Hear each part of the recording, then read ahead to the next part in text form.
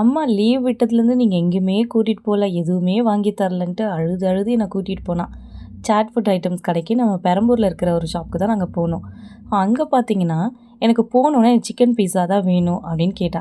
Chicken pizza நான் வாங்கி தரேன், பட் நான் சாப்பிட மாட்டேன், எனக்கு ஒரு பீஸ் கூட நான் பிடிக்காது, எல்லாமே நீ ஃபினிஷ் பண்ணுவியான்னு கேட்டேன். நீங்கள் வாங்கி கொடுங்கம்மா, நான் எல்லாத்தையும் நான் சாப்பிட்றேன் அப்படின்னு சொல்லிட்டு பீஸா ஒன்று ஆர்டர் பண்ணி வாங்கி கொடுத்து சாப்பிட்டுட்டு இருந்தாங்க. சரி, சாப்பிட்டு முடிச்சதுக்கப்புறம் சரி இவ்வளோ தான் போல இருக்குது, நம்ம கிளம்புவோமா அப்படின்னு நான் கேட்டே இருக்கேன். அம்மா இது மட்டும் தானா, எனக்கு வேறு எதுவும் இல்லையா அப்படின்னு கேட்டான். சரி ஓகே, என்ன பண்ணுறது, பாப்பா கேட்குறாளேன்னு சொல்லிட்டு ஒரு வெஜிடபிள் சூப்பும் ரோட் கடை காளானும் ஆர்டர் பண்ணியிருந்தோம். சரி உங்களுக்கு வேணுமான்னு கேட்டிருந்தான்.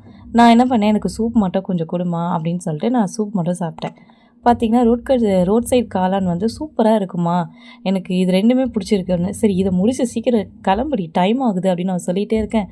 அம்மா இது மட்டும் தானா, எனக்கு மோமோஸ் வாங்கி கொடுங்கம்மா அப்படின்னு கேட்டா. என்னடி இவ்வளோ சாப்பிட்டுட்டு இருக்க, பார்க்க தான் ஒல்லியாக இருக்க, எப்படி சாப்பிட்றீன்னு கேட்டேன். நீ கூட்டு வரதே எப்போயாவது ஒரு வாட்டி தானே, வாங்கி கொடுமா அப்படின்னு சொன்னான். சரின்னு பார்த்தா சிக்கன் மோமோஸ் சாப்பிட்றதுக்கு வாங்கியாச்சு ஆர்டர் போட்டு. இதுலையாவது ஒரு பீஸ் சாப்பிடுங்கம்மான்னா.